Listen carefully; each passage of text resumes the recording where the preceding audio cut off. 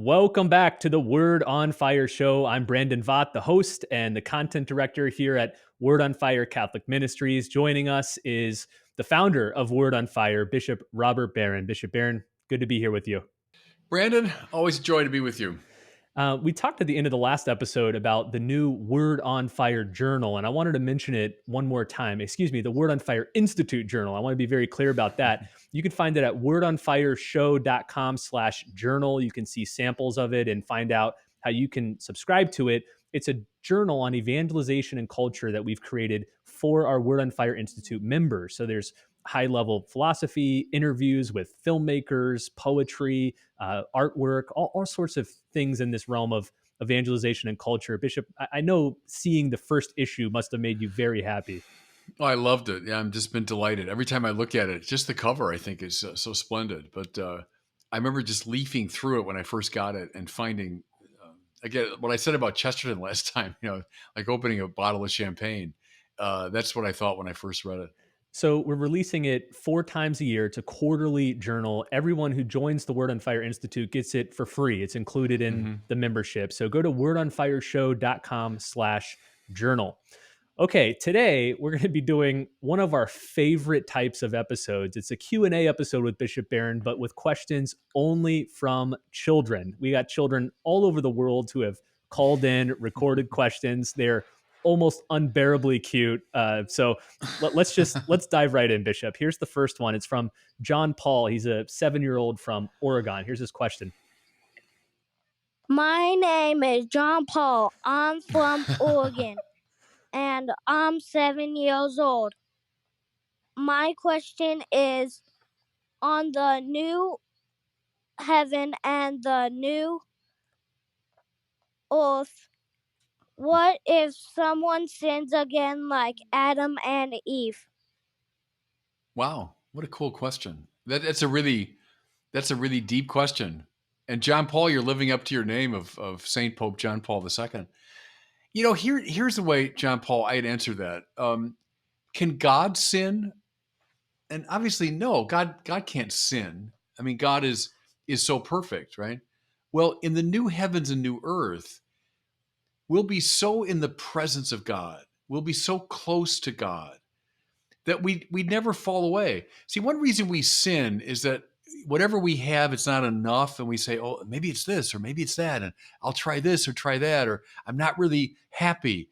But see, in the new heavens and new earth, we'll be so completely happy. We'll be so completely in God's presence that we won't want to fall away from that.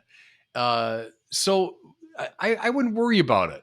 It won't be like Adam and Eve where someone might sin, and then the whole thing has to happen all over again. In the new heavens and new earth, we're so caught up in God's love that we're not going to sin.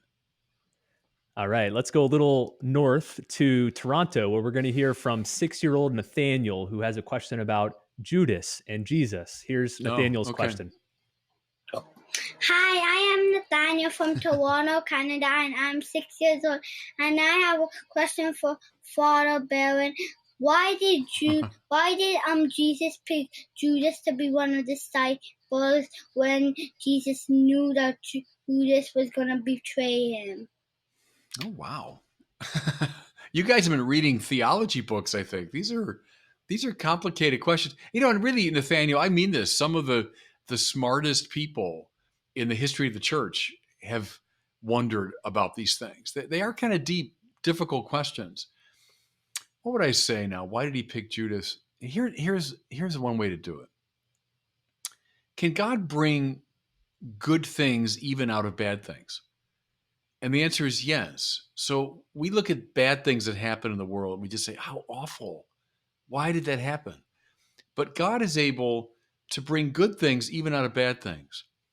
Think of somebody, I don't know, Nathaniel, if you know anybody in your family who's ever had to go to the hospital, for surgery, where they have to be in the hospital for a long time and the doctor has to do something like they cut them open or take something out.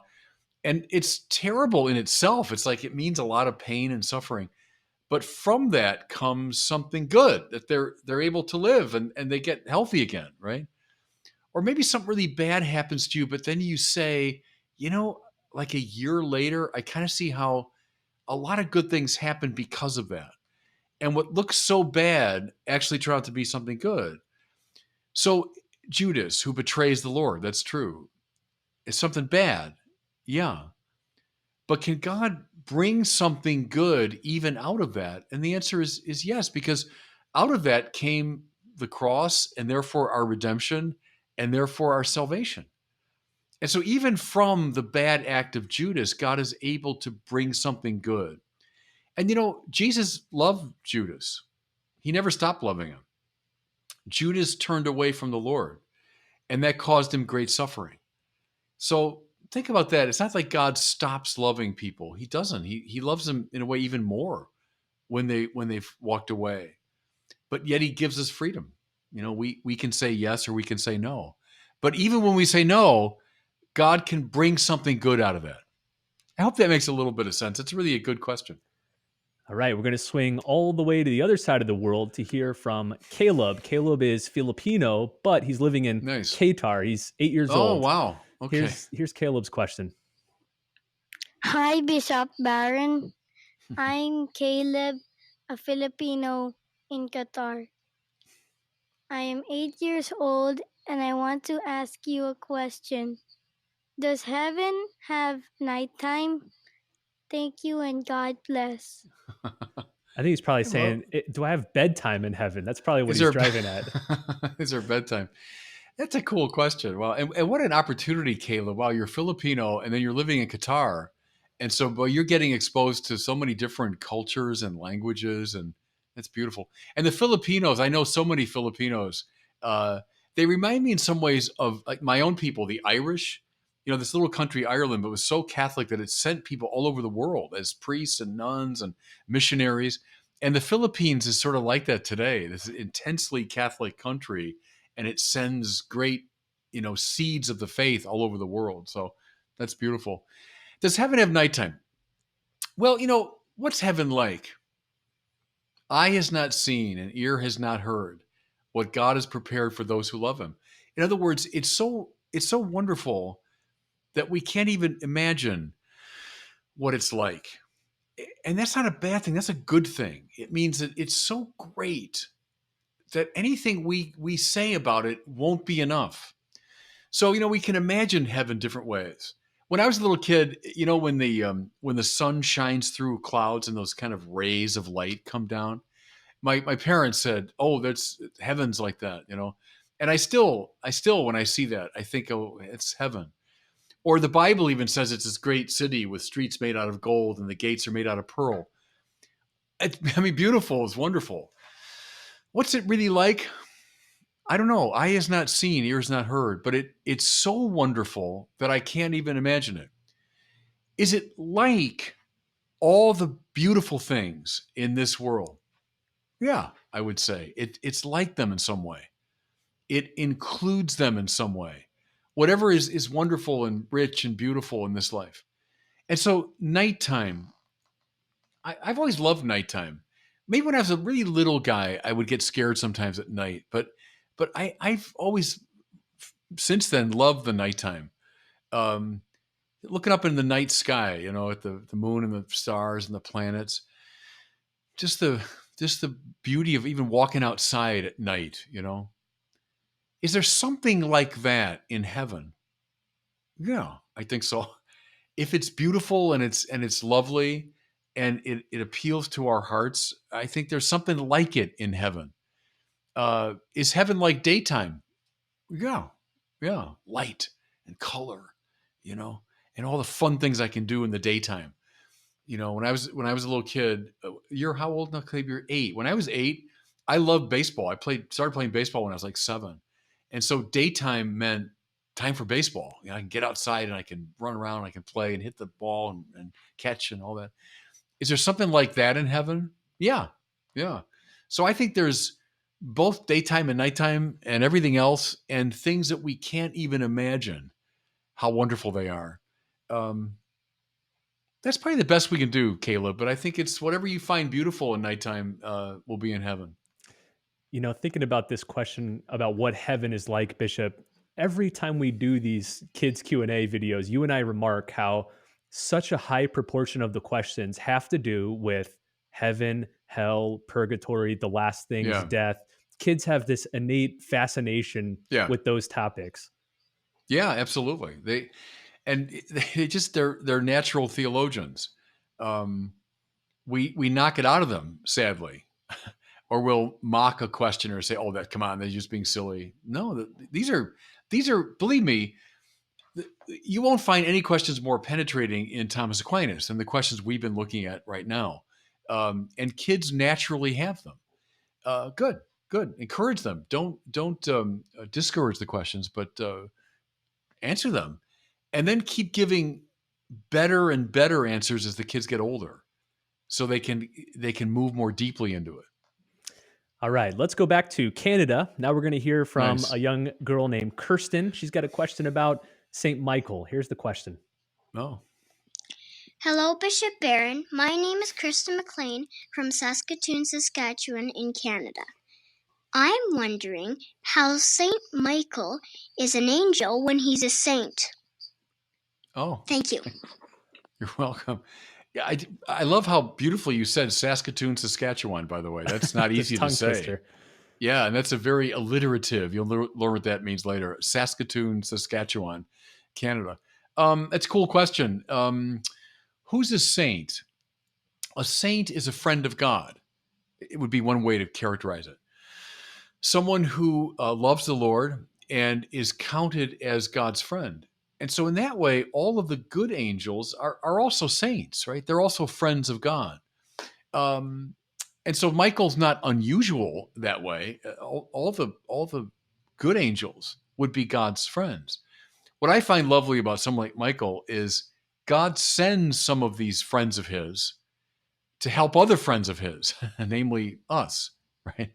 The angels, some of them, we say, spend all their time in the praise of God, the ones who are closest to him. But then other angels have kind of a missionary spirit, and they're sent like apostles. They're sent out to help us. So Michael fights for us against the dark powers. Other angels are sent as guardians to us. Here's something that's really cool. Thomas Aquinas was asked, "What happens to your guardian angel after you die and you go to heaven?" And his answer was, "He then becomes your friend." Isn't that beautiful? So in the course of this life, this friend of God, a guardian angel, is sent as your protector and guardian. But then when you make it to heaven, and the guardian angel is so happy about that because it means his work is done, he now becomes your friend. And not so much like your protector, he's now your companion, your friend. So in a way, all the good angels are friends of God, and they're our friends too.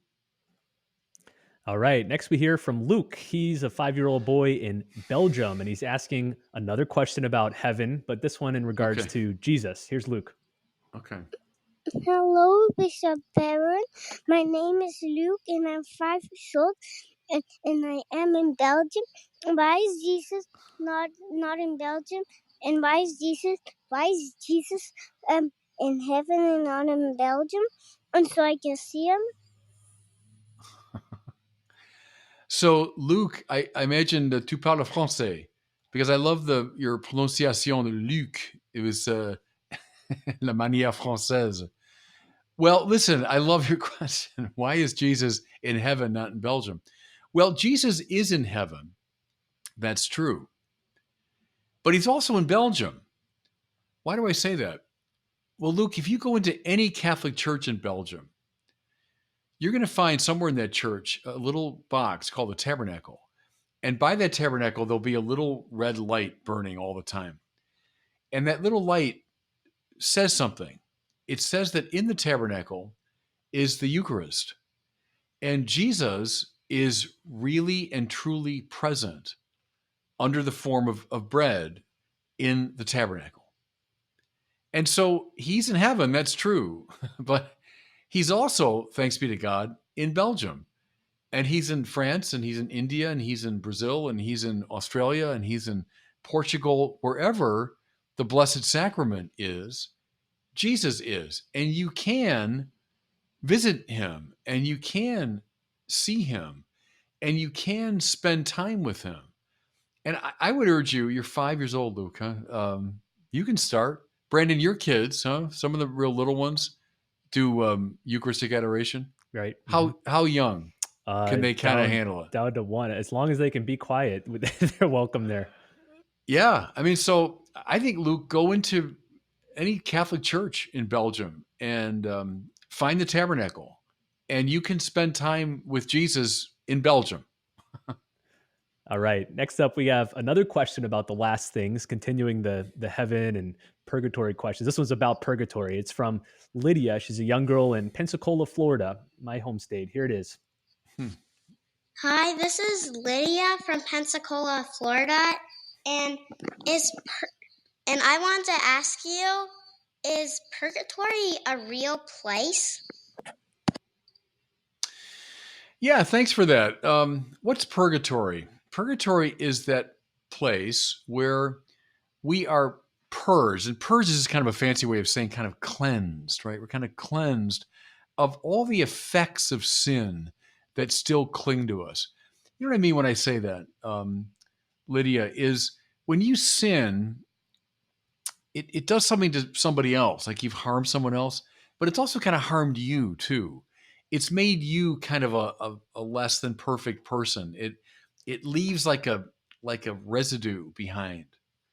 And even, we go to confession and we're forgiven for our sin, but still a life of sin can affect us in this kind of negative way. We use it's an image. Don't take it too literally, but the image of dirt. They get dirt on us. Think of someone like if you're wearing a beautiful white dress, you go out playing in the mud, right? And the dress now is full of mud. Well, let's say you've been out playing, you got your dresses all dirty, and you've just heard that your grandmother has come. Your grandmother's come to the house and she wants to see you. Well, your mother would probably say, listen, Lydia, before you see your grandmother, go up there and change your clothes, and you look dirty, and get yourself looking, better. And then you come down and greet your grandmother, right?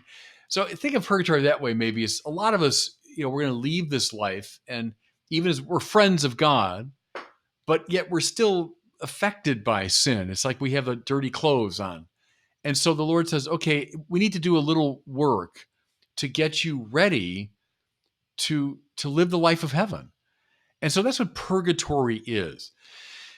Now, what's it like exactly? I don't know. People have imagined it in different ways. Someday when you're older, you'll read this great poet Dante, who imagines purgatory as a mountain that we have to climb. People have used the image of fire, but see, fire there that cleanses, that purifies, right? So what's it like? I mean, I don't know.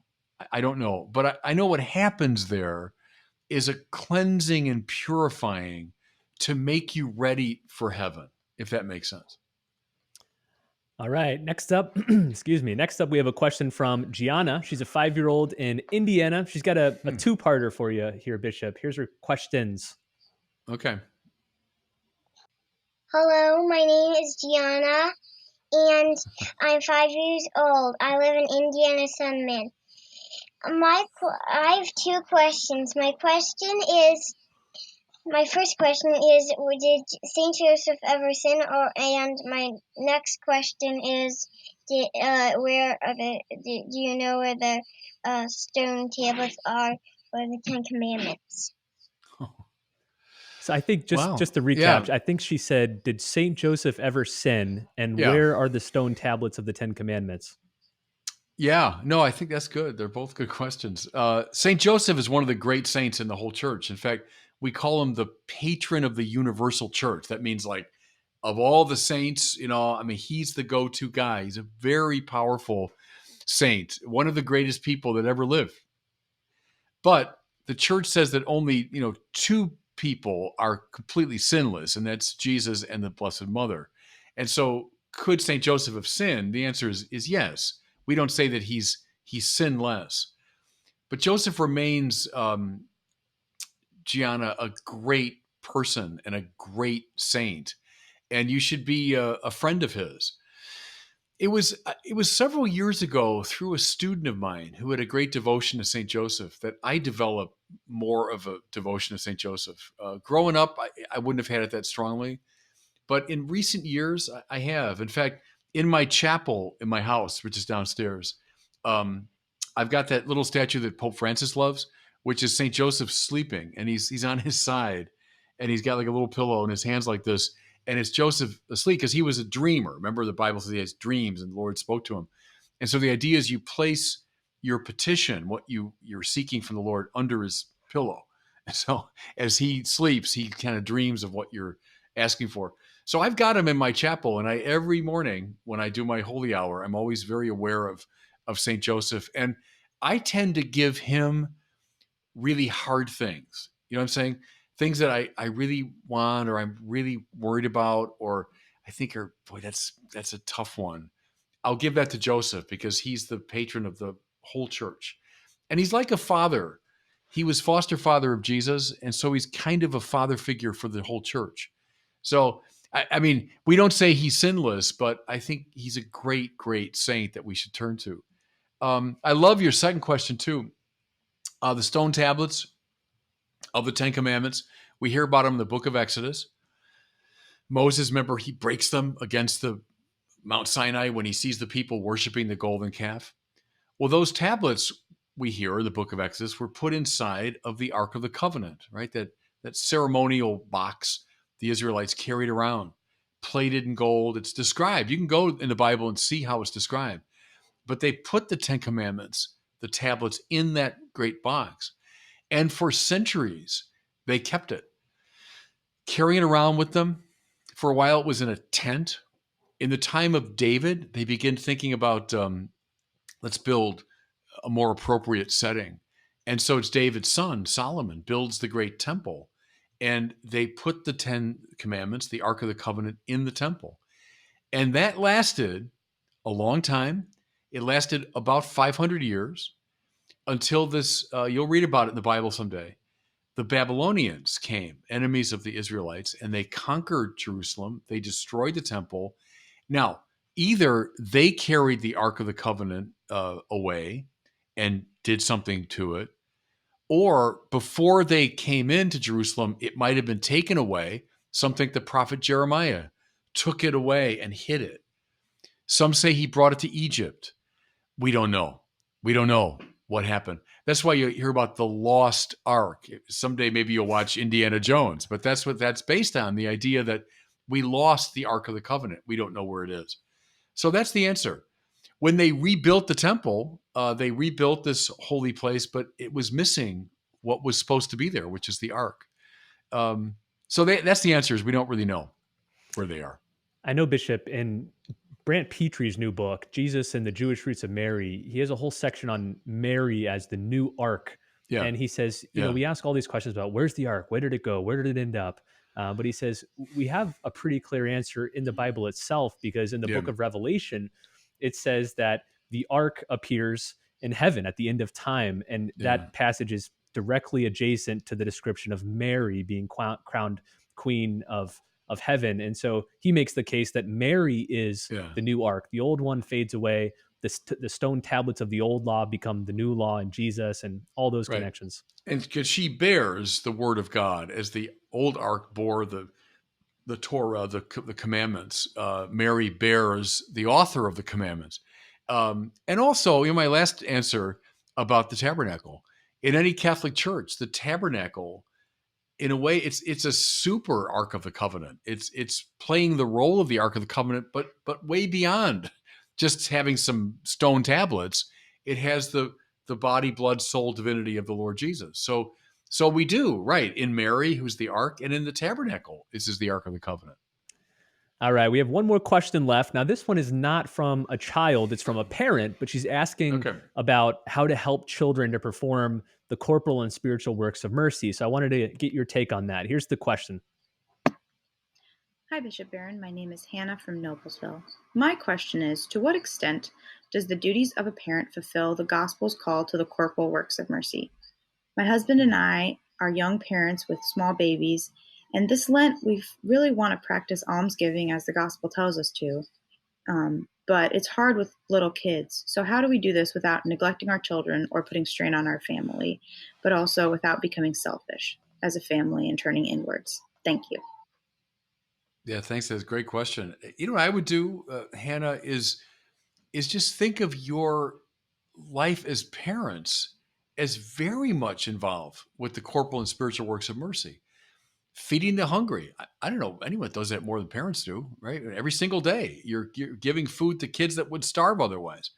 Give drink to the thirsty. Every time you put a glass of water or a glass of milk or something on the table, you're giving drink to the thirsty. Clothing the naked. Do anyone do that better than parents? They literally buy clothes all the time for their kids. Think of some of the spiritual works of mercy, right? Pray for the living and the dead. Well, you and your kids can do that together. One of the most vivid memories of my childhood is still my mother coming in at the end of the day, and she would pray with my brother and me.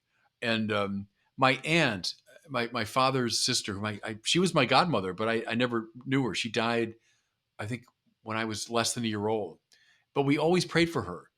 And she would remember this, and it was just a name, but we always prayed for her. So pray for the living and the dead. Do that with your kids every night. Bless them before they go to bed. I think it's a lovely family ritual. It's a way of praying. Counsel the doubtful. That's a spiritual work of mercy. Parents do it all the time with their kids, right? Who have concerns, questions, anxieties, and you calm those. How about bear patiently the troublesome? Would never do that. Never have any opportunities for that. I imagine Brandon's got a few stories about bearing patiently the troublesome. So, I think you and your husband, certainly your whole life as parents, just think of it in terms of the corporal and spiritual works. But, you mentioned almsgiving, and I think that's a very cool way to get the whole family involved. How about during Lent, you have a poor box and you put it by the door of your house maybe, and you just say every single time you leave the house or the apartment or whatever during Lent, put something in it. And now you tell your kids, it could be a nickel. I don't care, a dime, But every time you go out of this house, you're thinking about the poor. Again, your kids have an allowance. Maybe some of them do. I don't know. But encourage them. Put a nickel in every single time. It's more to signal it in their mind. Or put it by the dinner table. So every time you sit down to eat, say, there are people right now your age around the world that have no food. Could we maybe make a little offering to them? So you and your husband can do it and have the kids throw in a nickel or a dime or whatever they have. So I think in all those ways, you can be very much involved in a spirituality of the corporal and spiritual works. What do you think, Brandon? You're living this all the time. Oh, I affirm everything you just said. Yeah, that's a lot of things we try to do in our family. Also, maybe to add to it, I'd say whenever we do corporal works of mercy outside the family, we always try to make it a family thing. So it's not me just going to the soup kitchen by myself. I bring the kids, or we pass out sandwiches at a park or things like that. So make it a family event. Okay, good. That's really good. As we wrap up here, I feel like, Bishop, every time we do one of these shows, I'm announcing a new resource that we've put out, a new film, a new journal, a new book. We're just coming up with so much stuff. And today, the newest resource from Bishop Barron and Word on Fire are 2 new books in our Word on Fire Classics line of books. One of them is The Life of Christ by Fulton Sheen. The other one is a Flannery O'Connor collection, which pulls together some of her short stories, lots of her essays and journal entries, and one of her full-length novels. There's not really anything that exists like this in the Flannery O'Connor world. And what I especially like is the way we've arranged it. You can read the short story, and then right after that, read Flannery's own commentary on that short story, and then letters she's written to friends about that short story. So get both of these books. Now, to get them, you go to pivotalplayers.com, and we have a special deal now where you can order the special edition DVD set of the Flannery O'Connor and Fulton Sheen episodes of the Pivotal Players film series. Lots of bonuses that you get included, but especially these 2 books. We're throwing the 2 new books into this special deal. So just go to pivotalplayers.com and find out how you can order these 2 new books by 2 of the most important pivotal players. Well, thanks so much for listening. We'll see you next week on the Word on Fire show.